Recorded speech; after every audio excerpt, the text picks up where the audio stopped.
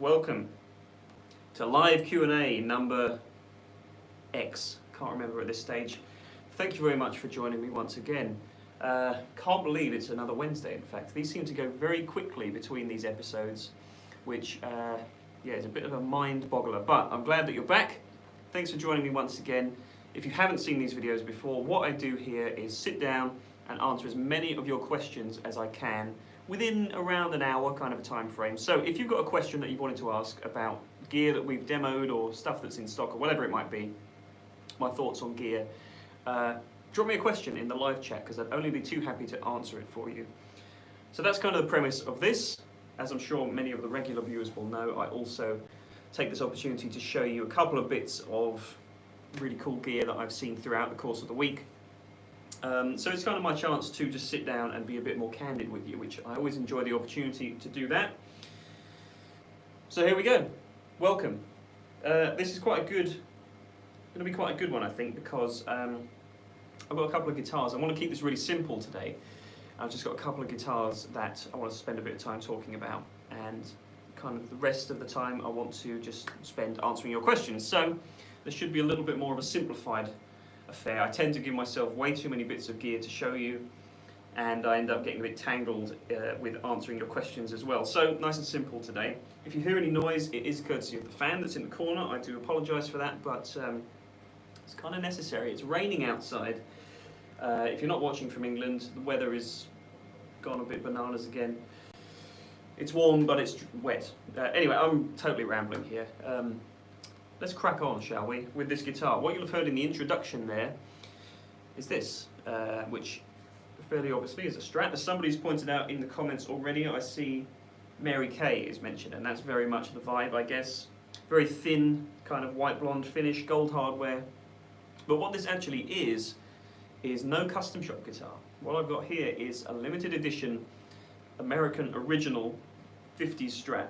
I guess what they're kind of doing is specifically going for that Mary Kay vibe. I think it's, I was told this, I believe it's an ash body. It's very, very lightweight, and if it is an ash body, I think I'm correct in that, then of course, as we all know, it's coming towards the end of days for ash in guitars, it would seem. Fender have veered away from it, but these guitars have been in the works for a little while. So, if I'm correct on that fact, this could be one of the last ash-bodied guitars that you could find from Fender, at least for the time being. So, let's spend a bit of time with the tones, shall we? What you're hearing it plugged into, I'm going to play a bit more, and I want you to guess what this rig might be, because I think you'll be surprised. Let's play, then we'll talk.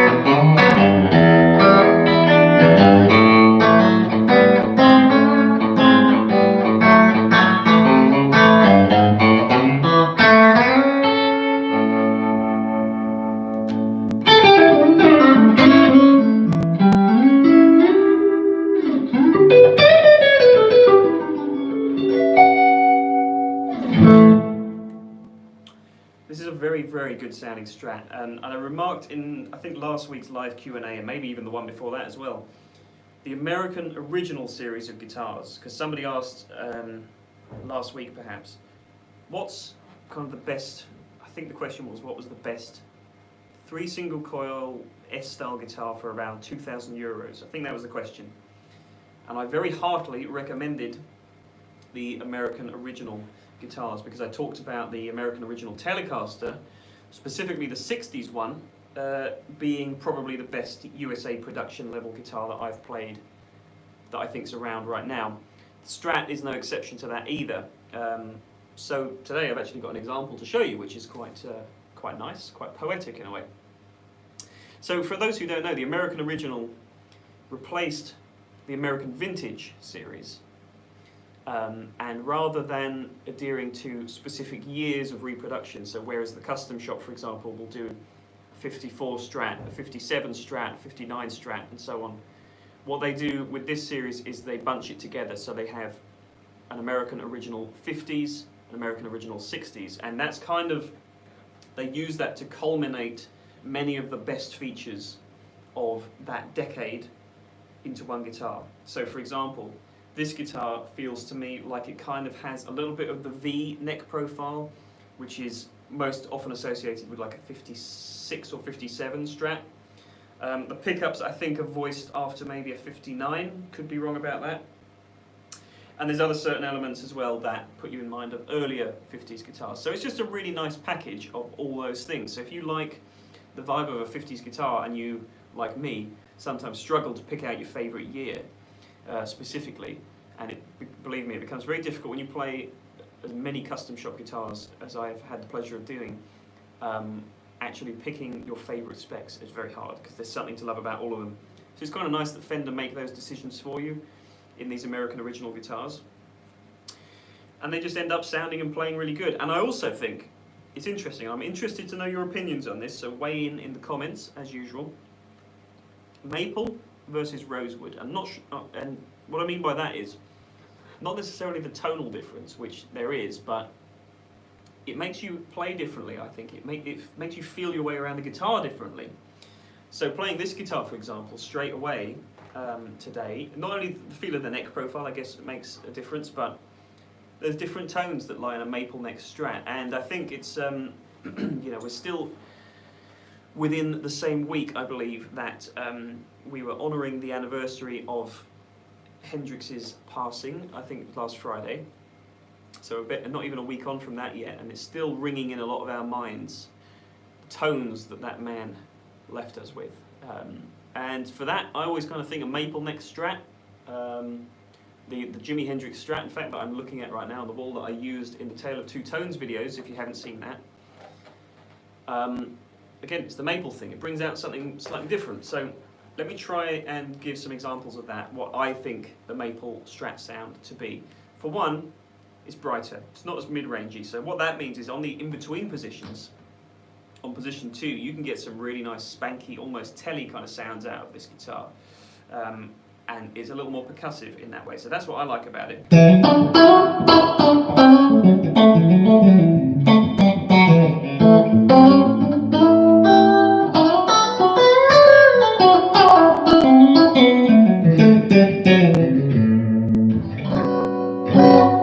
You know, kind of thing.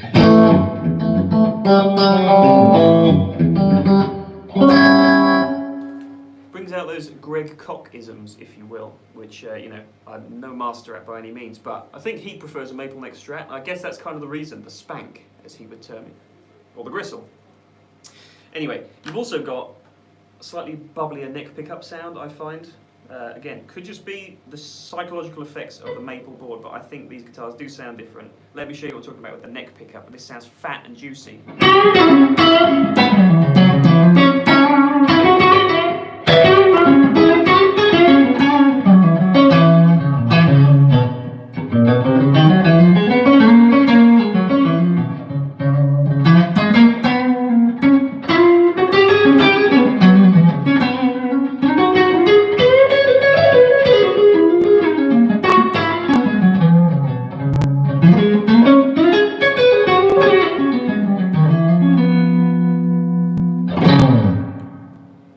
Gorgeous. And then when you go to the bridge,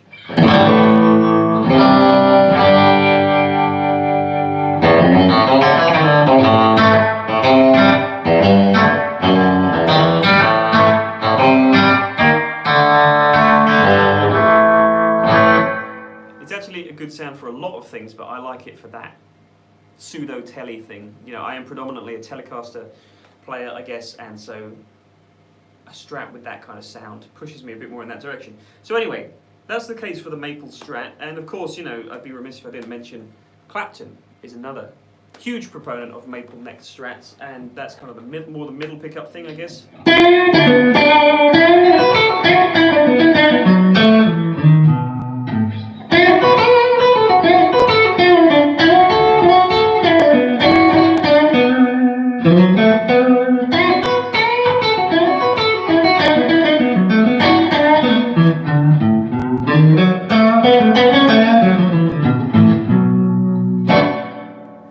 It's all in there. All these sounds are in there. Of course, that thing, it does that very well as well, even though that was famously a rosewood Strat, a rosewood necked Strat. Anyway, so what I'm saying is, it's kind of got all the Strat hits, in a slightly different flavour, and I personally really like it. I don't think maple neck strats quite get the same credit in today's climate with, you know, John Mayer and Stevie Ray and all those guys kind of being the leading figureheads of the Strat sound that a lot of, at least our customers, strive for, and rightly so. But I always think there's a case for a maple neck Strat, and I've actually never owned one, which I think is probably a shame, because I love it. I think it's a different animal, and this 50s American original guitar does a very good job of letting you explore those qualities. Maybe that went a little bit deep, but I think I managed to round it off just about successfully. So anyway, there we go. Let's get on with some of your questions, because I'm always interested in doing this, and I'm also always interested, as regular viewers will know, in as to where you're watching from. So we've got a few greetings from Detroit, from Eastbourne, from Serbia. Where else have we got? Allington from Geographies. Welcome. From the States, all sorts of places. So keep those comments coming in. I like those. Thank you, folks, for that. Okay, I can see some very persistent questioning from Tom Ramar about the Dale Wilson 61 Olive Drab Strat. It is here. It's in this room with me right now. Yeah, that is a stunning guitar. For those who haven't seen it, check out the listing video on the channel of the drab olive green 61 Dale Wilson Strat. You know, I'm not going to spend too much time talking about that because I've talked about Dale Wilson guitars in the past. I did a whole live Q&A based around the Dale Wilson. They are as good as Fender Stratocasters get within the walls of this shop. As far as I'm concerned, they're the best spec of Strat that you can get. They're very aspirational, they're rather expensive, and you know, it's always interesting to kind of compare guitars like that to regular production guitars, and of course it's not like night and day. You know, you'll have heard that how much I really enjoy playing an instrument like this just from Fender's USA production line. But anyone who's played those Dale Wilson guitars or heard them will recognise that there's just that little bit of extra magic there. It's the kind of thing you can't necessarily put your finger on because scientifically, you know, what else is there? It's a Strat design with 3 single coil pickups.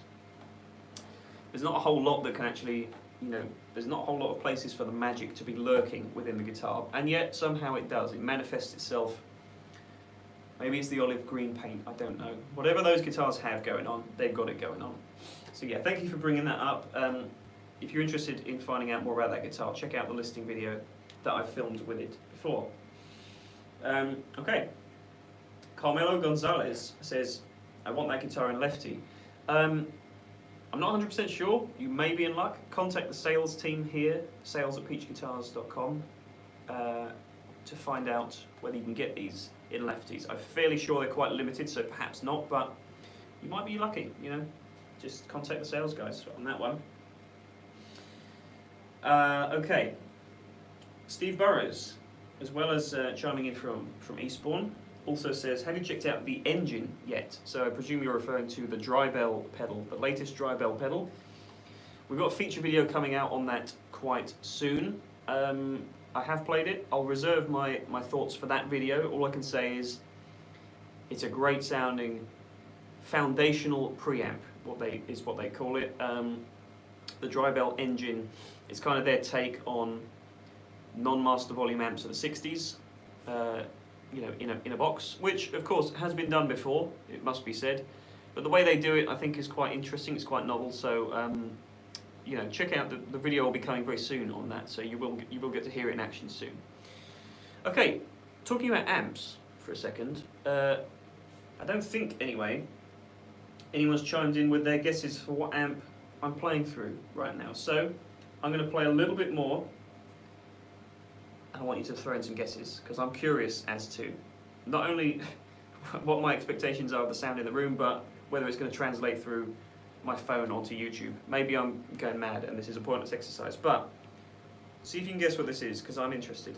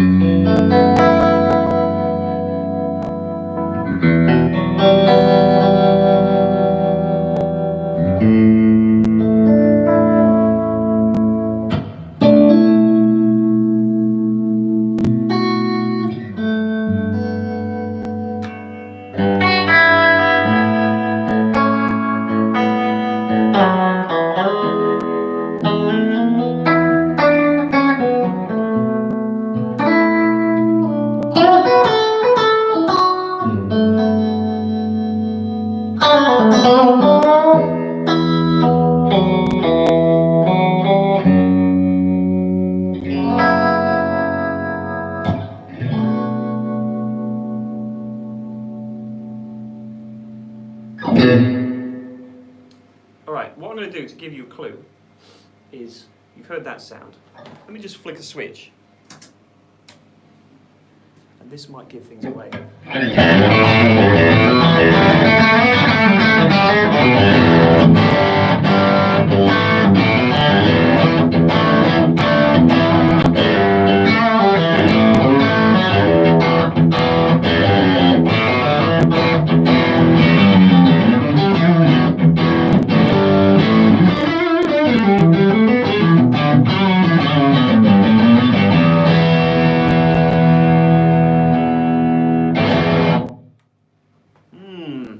That was different, wasn't it? Well, let me just go back to that other sound. Literally flicked a switch there. So, throw in some more guesses now that you've heard that. Let's get some more questions out of the way while you're throwing in your guesses. Tom Gledhill. Hey dude. Have you tried the Marshall SV20H? Wonder what you think of it. Yeah, that's the little 20 watt plexi basically from Marshall. I think maybe I talked about that in previous video, I don't recall, but it's a great little amp. I've used it in a couple of videos. I did it in the Jimmy Page video. I think what else did I use it for? I've done some Hendrix stuff with that as well.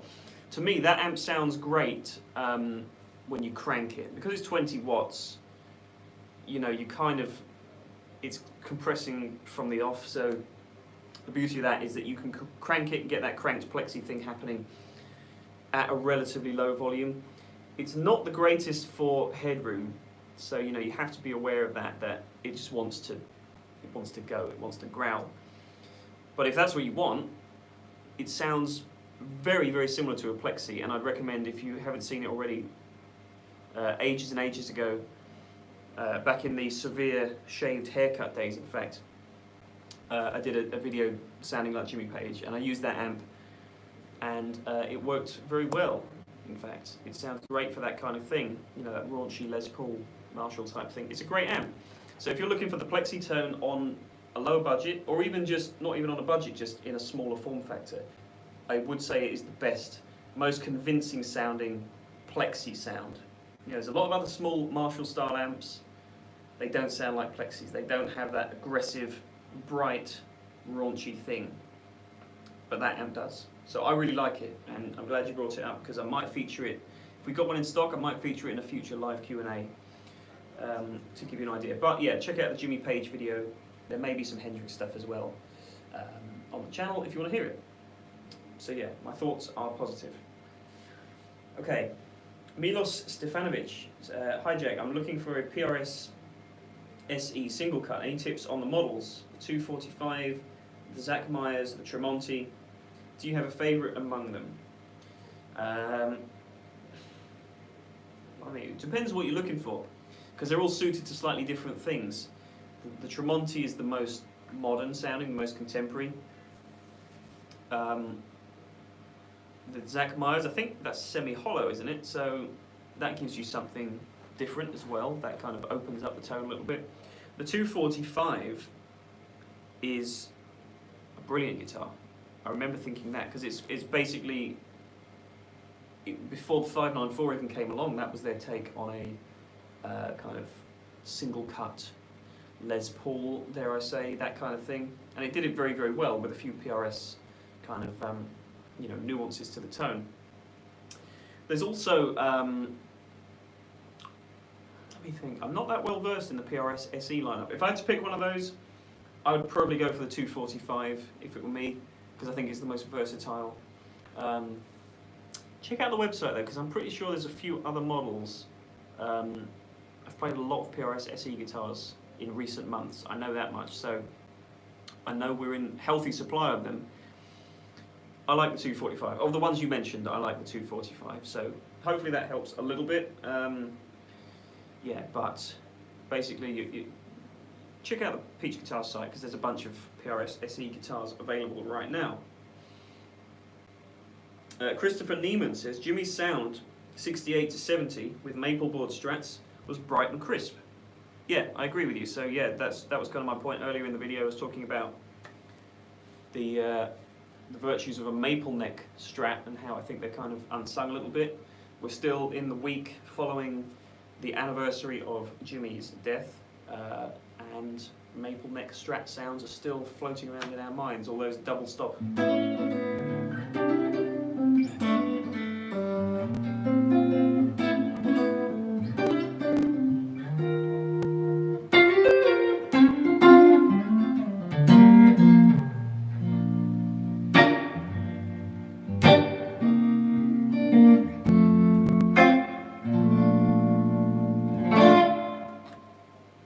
Yeah, so good point there. Few comments follow that about this guitar, and thank you folks for chiming in what this was. Once again, for those who are wondering, this is an American original 50s Strat. Really good, solid model from the USA production line. I like this. We've got a few more locations in here. Cheshire, Connecticut, I presume that is, USA, California, Braintree. There we go.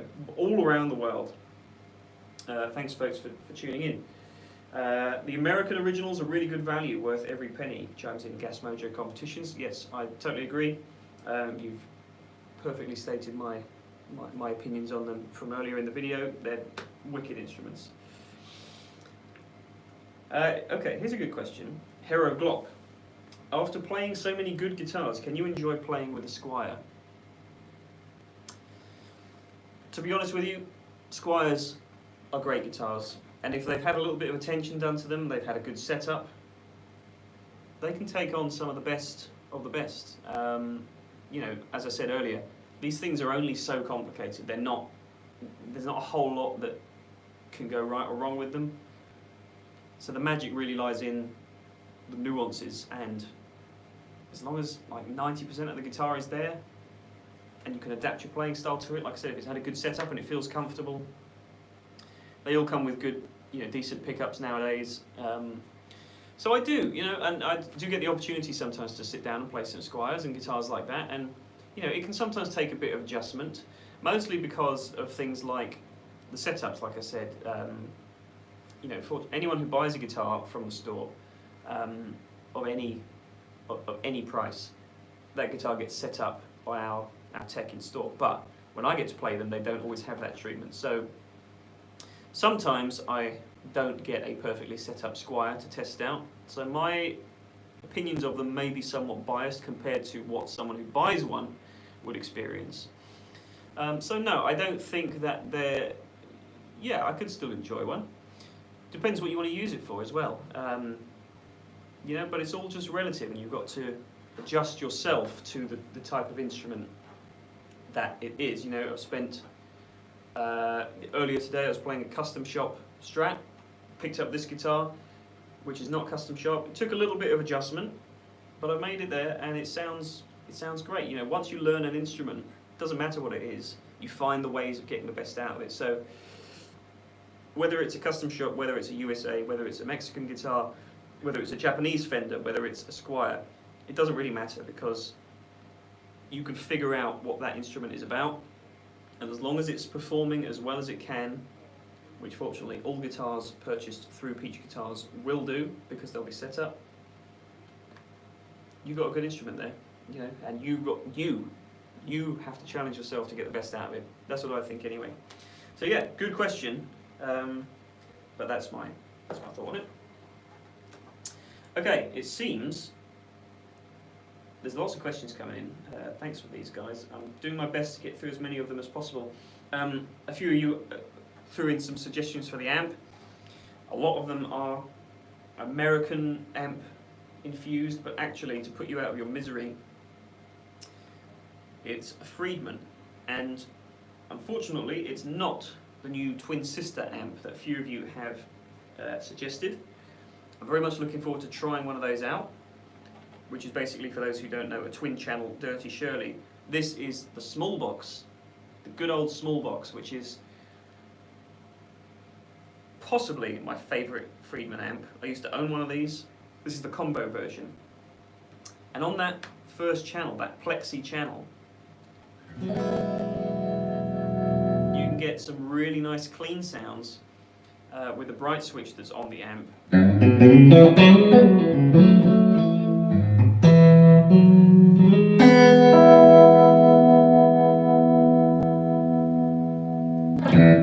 It's got plenty of sustain and plenty of depth to it. And then, as you'll have heard earlier on, and I will go back to it, you can just flip the switch to go to the heavier gain channel, the BE channel, and it's a totally different feel. It's a totally different amp. I used to gig one of those a lot. I know this amp very well. It sounds great. And yes, you are correct. There's reverb and tremolo that you hear. That's not your ears deceiving you. That's not part of the amp. That's courtesy of the Keeley Verb O Trem pedal. And it sounds absolutely wicked. Let me just show you once again. I've got the reverb and the tremolo going.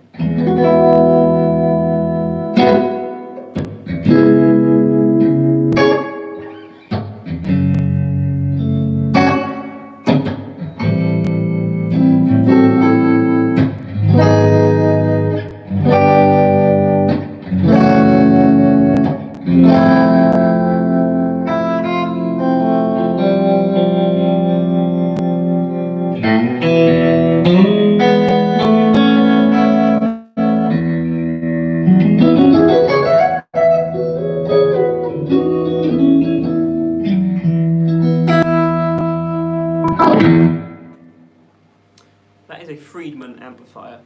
You know, I think they are the Marshall amp people. You know, they are the boutique Marshall amp enthusiast go-to. But they got some great stuff going on, and that is true Marshall. If anyone's ever played a Plexi before, that's what that does at lower volumes. And the beauty of a Friedman is that you can have it at lower volumes because it's got great master volume. If I was to crank up the let's just lose a bit of the reverb. I'll crank up the gain on the first channel, the Plexi channel. It sounds pretty nice and crunchy.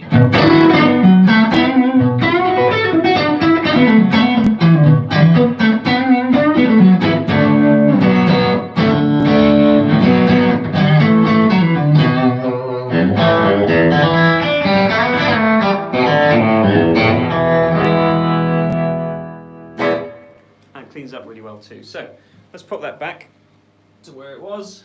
Crank the reverb again. So that's the amp and that's the pedal. And you know, in terms of cool gear, like I said, I wanted to strip it back a bit today, simplify things. One amp, one pedal.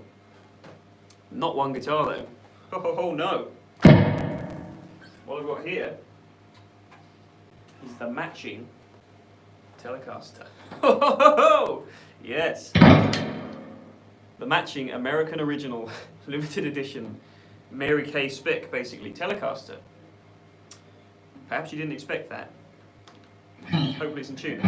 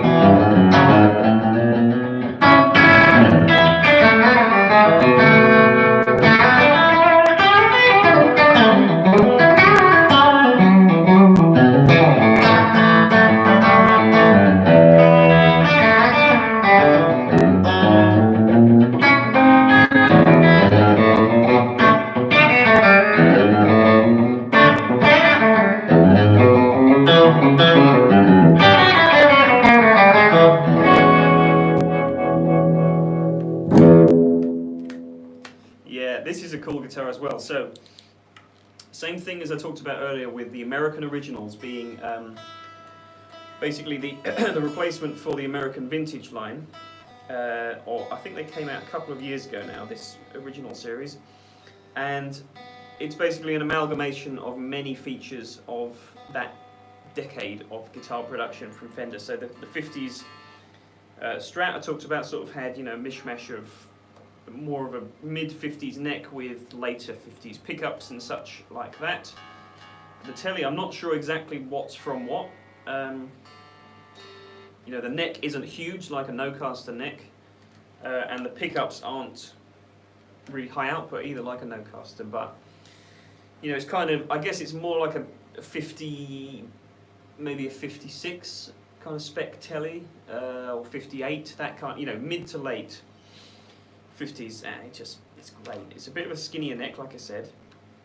What I like about the American stuff from Fender at the minute, the original in particular, is that they are gloss neck, but it's not overdone. It feels natural. You know, some guitars are kind of, they overblow the gloss on the neck and it feels uncomfortable, it feels sticky. This doesn't have that at all. And it's just a great sounding telly. You know, on the neck pickup as well, let me show you some of that, because I only did middle and bridge there.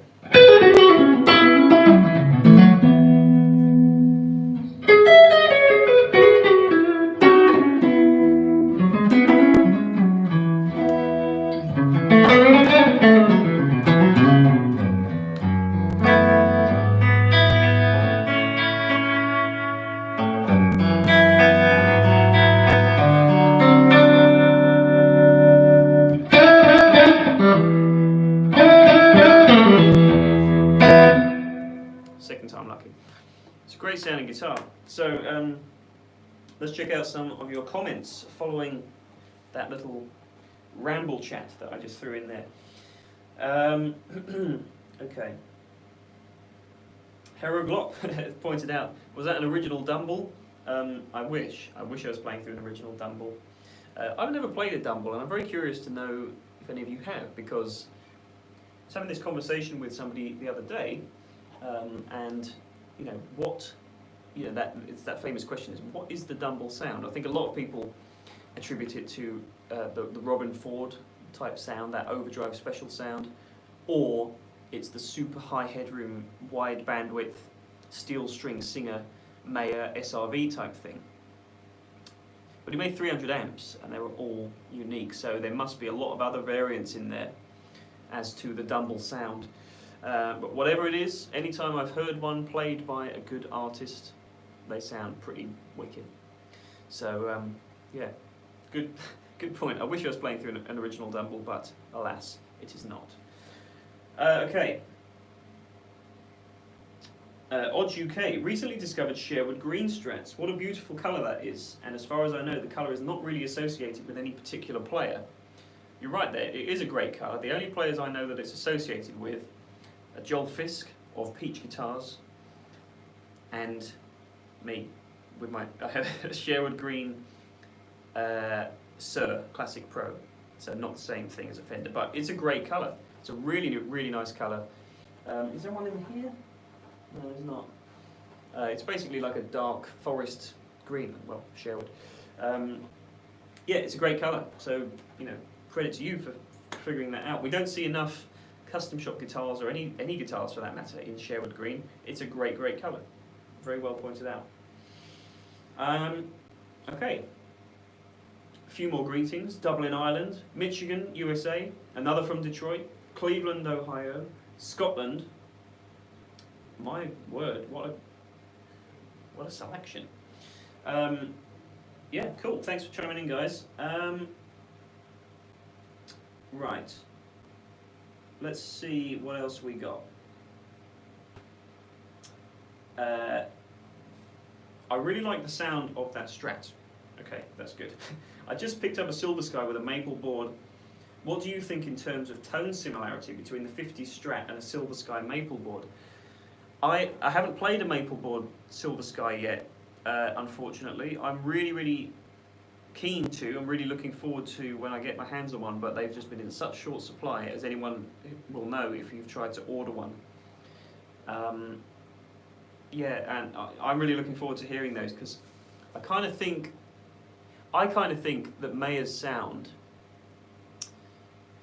sometimes works a little better with a maple neck Strat, and I'm surprised that he doesn't necessarily use one, because of some of the things I mentioned earlier, the extra punch and the extra sort of bubbliness on the neck pickup, and the extra sort of twang in the bridge. You know, that last thing is maybe not something he's associated with, but I'm sure there'll be Mayer fanatics out there that will know anytime he's ever used a maple neck Strat. But to actually answer your question, I can't answer it directly because I haven't played a Maple Silver Sky, but the Silver Sky model itself does have similarities to these guitars in terms of the feel. Like the shape of the neck is fairly similar.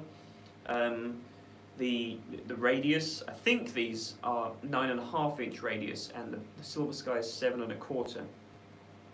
So this is a little flatter, but it's a similar feel. It's got that sort of bridging to it in the feel of the neck, which I actually really like. It is what it is.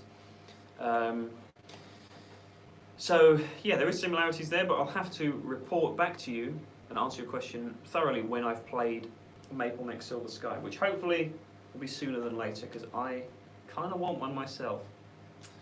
I might regret saying that. Anyway, let's see.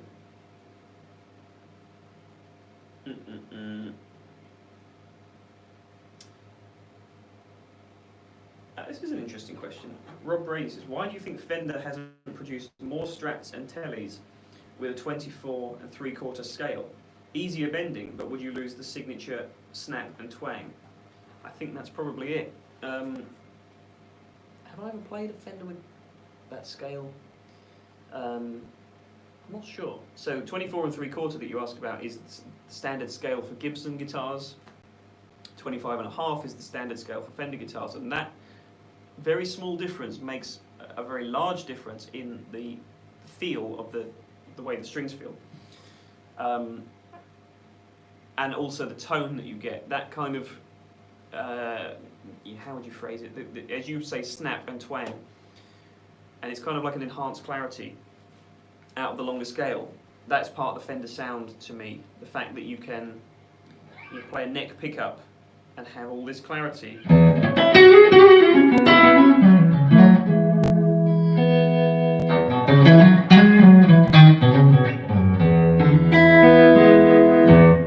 Part of that's due to the scale length. So I'll be interested to hear, play some more instruments from Fender with that scale.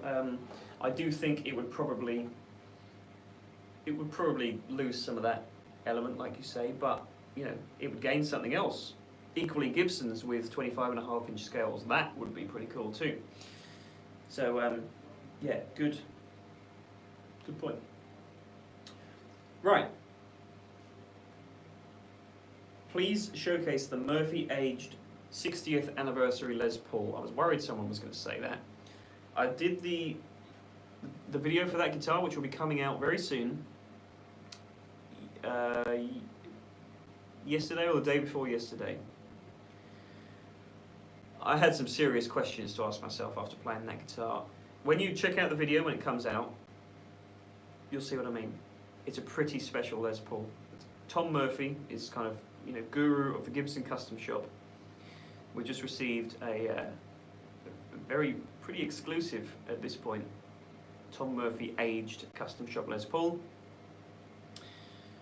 Yeah, wait till you see that video. You'll know what I'm talking about. That is something special. So yeah, I can't play it today, but it's coming. Keep your eye on the channel for that one. Right. Will you do a tale of two tones on the Scorpions?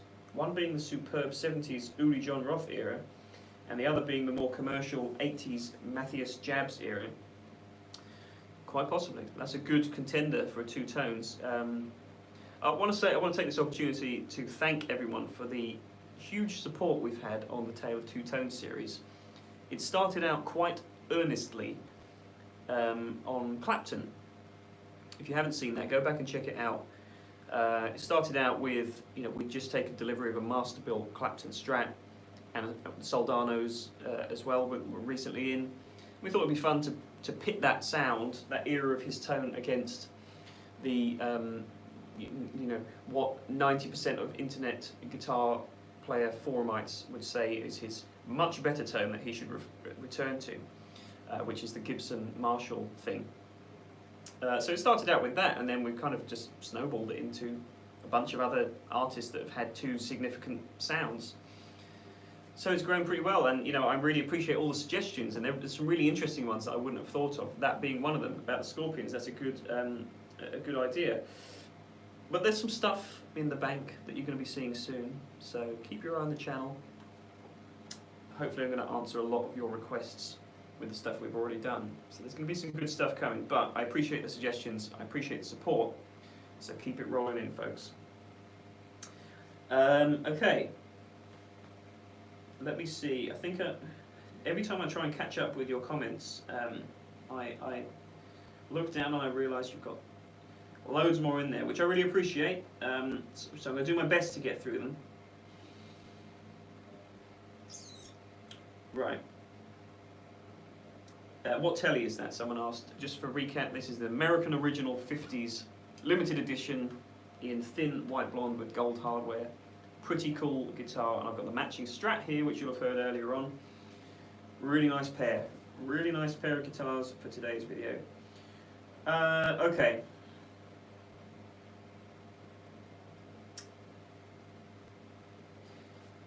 Okay, this is a good question. Casey Chauvenac from Idaho. How do you decide when to move on coveted gear that you aren't playing? For example, a very early private stock 594 for a high-end 335. That sounds like a real-life conundrum that you've got there. And I'm hesitant to advise you to do anything, because that 594 I bet is a wicked guitar, but 335s are also wicked guitars. So far be it from me to give advice on purchasing decision. It's a good question though. I personally have kind of vowed not to sell any more gear because I've had a lot of mistakes in the past. I've sold many guitars, and it's the kind of thing, like you say, you know, if stuff you're not using for a while and you think, you know, I could free up some money and some space to acquire something else that I will use. And if you're anything like me, the nature of your playing changes such that you 6 months after that you think, oh no, I need an X guitar, and I had one that would have done the job. Why did I sell that thing? And also sometimes you sell stuff without any real cause, because, you know, yes, money is nice, but ultimately the stuff you can use money for to obtain, i.e.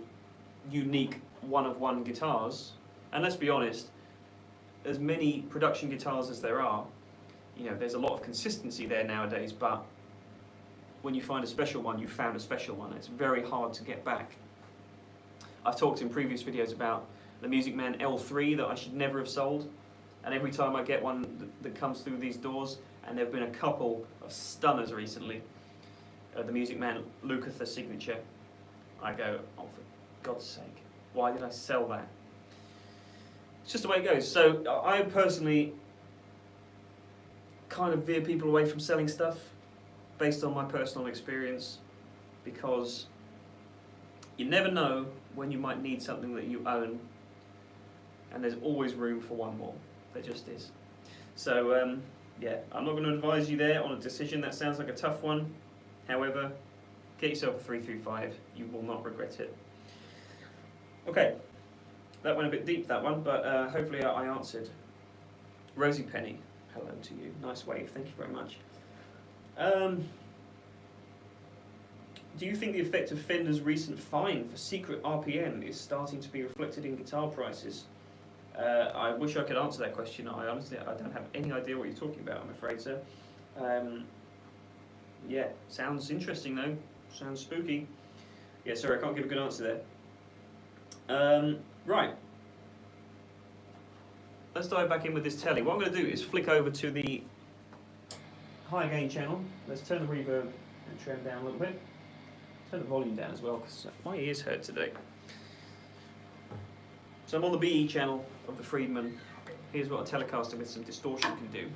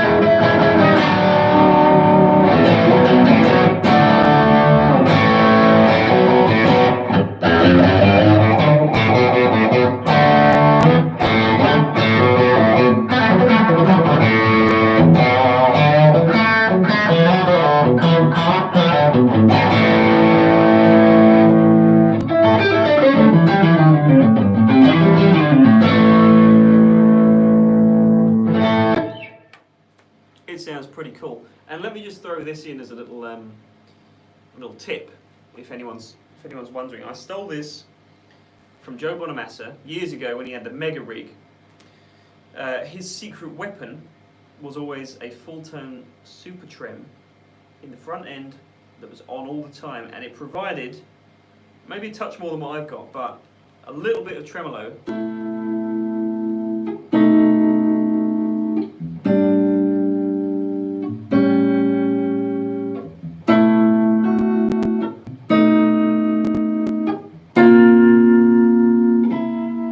And that little bit of movement in the tone just provides so much depth, and it means that you can hold out chords and where they'd normally be a bit dry and dull. I mean, I've got a bit of reverb still from the pedal, but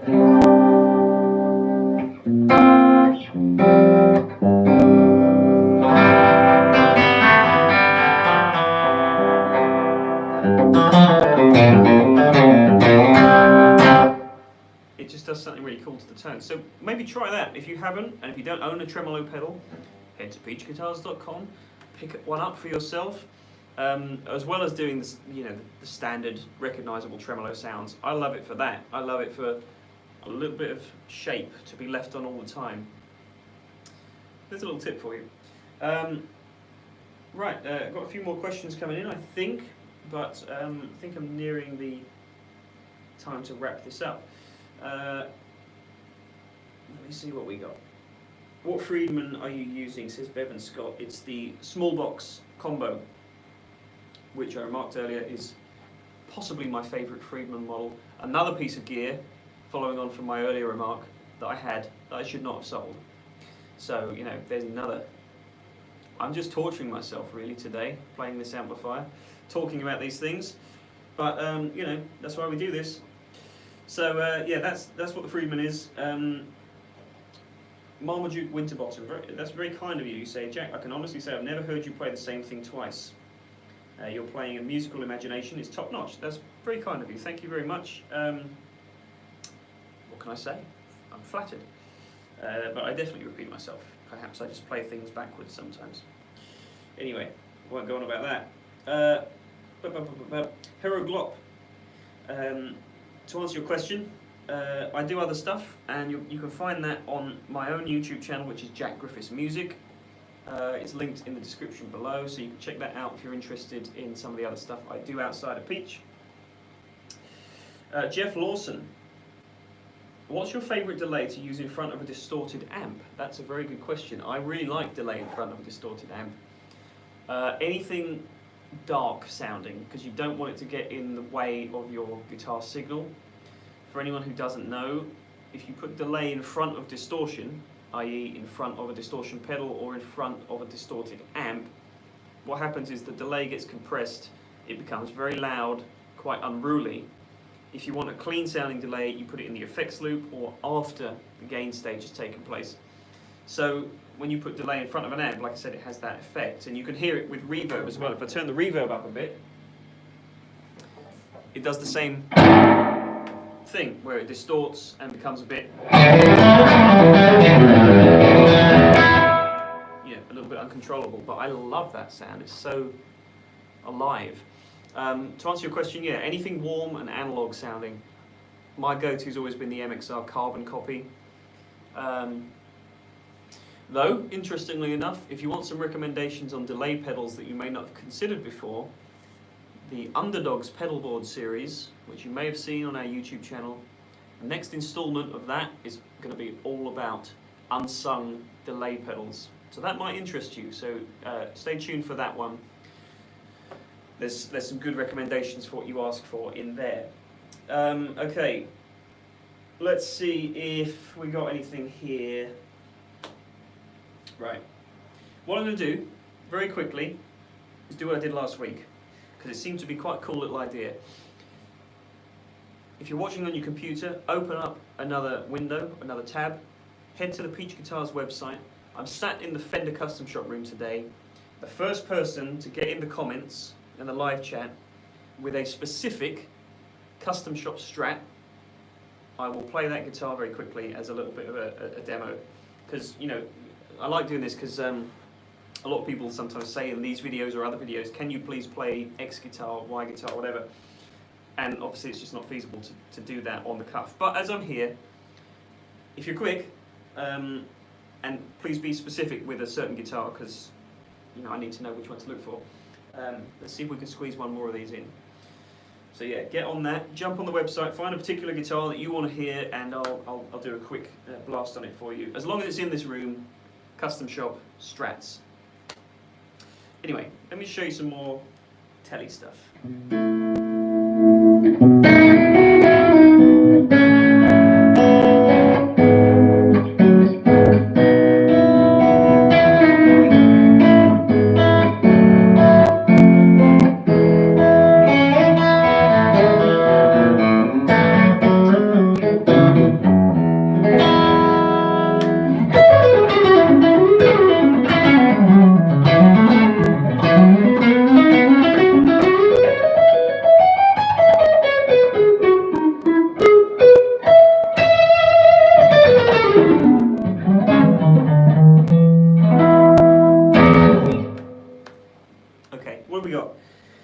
We've got a couple of suggestions. I've got to give it to Bevan Scott, who chimed in first. The 70s gold Strat. Now I can only, there's only one of those, so let's hope I've got the right one. Let's grab that quickly. To excuse the noise, to excuse the dead air for a second as I get this guitar.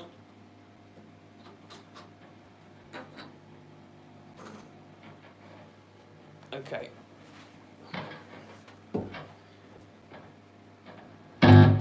This is true live content. Right, this is the Custom Shop 2020 70 Strat in Fire Mist Gold, which I think is what you're asking for. I'll say this now, I've said it before, I'll say it again. I love a big headstock Strat. So, late 60s onwards. They're such cool guitars. A lot of my favourite Strat players use these kind of guitars. Blackmore, Hendrix, modern day like Osnoy uses guitars like these. There's just something about it. Yngwie, I don't know, it just seems like a lot of the cool Strat players played a big headstock Strat. Anyway, let's see what this sounds like.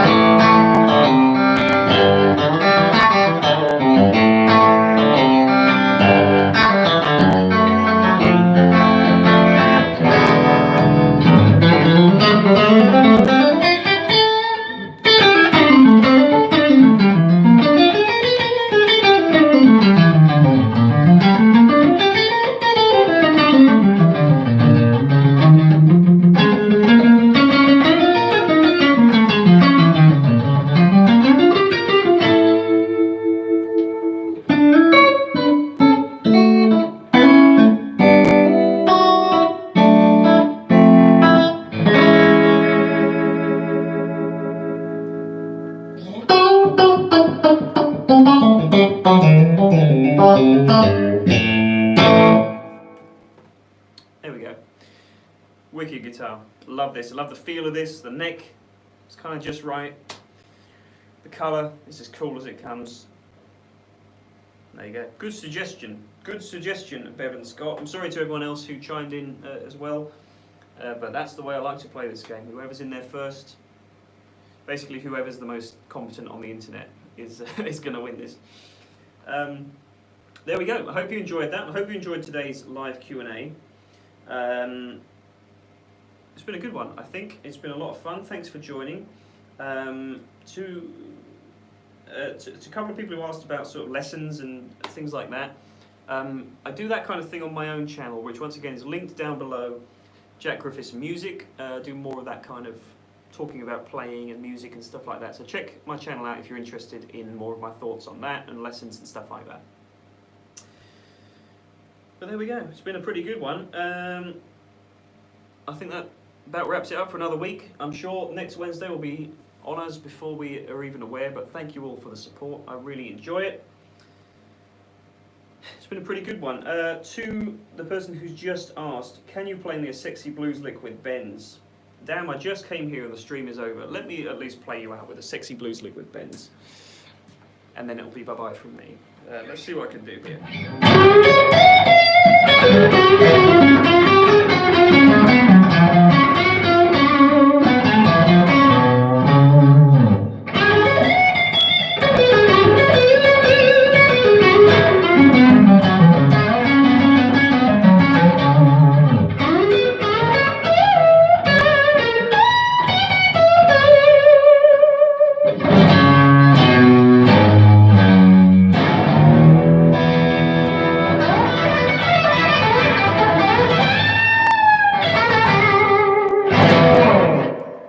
Bye-bye, folks. Have a good weekend. When it gets there. Have a good week.